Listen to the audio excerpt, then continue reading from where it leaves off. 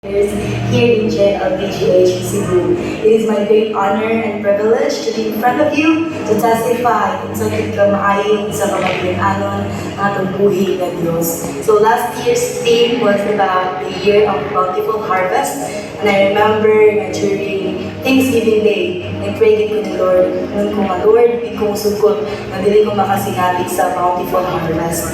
Ug tuod man, the Lord is very faithful, iyan ipatunan sa akong kinabuhi na matinag-anon kaayo siya. So, prior Thanksgiving, February 2024, nabiyan ang buluhaton, na-reopen ang buluhaton dito sa Mandawi, o isa po sa house church here at Pagkakiman. And on that day, after Thanksgiving, we claim ang bountiful harvest na mag-manifest ang kong kinabuhi. But at first, murag wala yung resulta. At first, wala abot.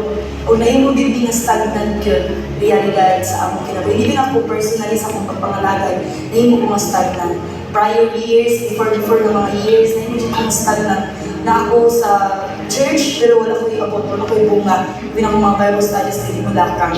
But praise be to the Lord, kaya in the year of bountiful harvest, first na sinabi sa Ginoo na harvest sa kaugalingon is kabaguhan sa akong kasing-kasing, kabaguhan sa akong nauna, kabaguhan sa akong vision, sa akong pananaw sa kinabuhi. Kaya yun sa Ginoo akong kasing-kasing. On July 2024, mas sinabi na ako ang Ginoo personally, kung mo to-share sinugdanan na grabe ko nga, gibulong sa Ginoo sa iyong talang spirito, gibulong ko sa Ginoo sa iyong kalayo, kung sinugdanan ito nga ang harvest yun na himo na mag-visible sa akong kinabuhi.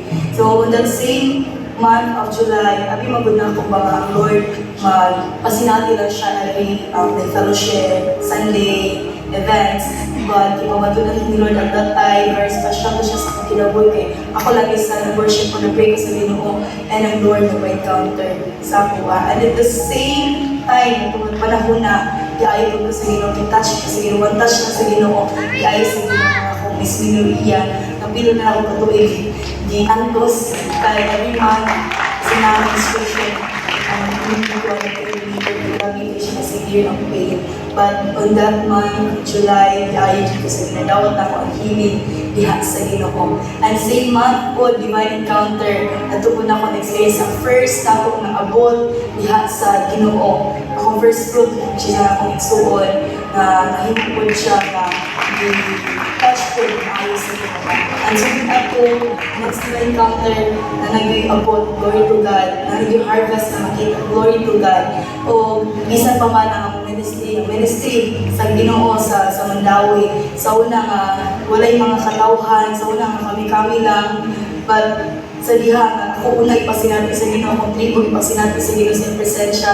Sa diha kami mga lakaw na siya mga tawa ng response. And glory be to the Lord Jesus Christ, the tawag sa mga house church. Kuon na, hindi na kaigo. Kung malita na naglugar, kumasa kami magtigong na maka-all-out na ito sa ating buhay na Diyos. So, gikan sa tayo, karoon yung pananahan sa Ginoo.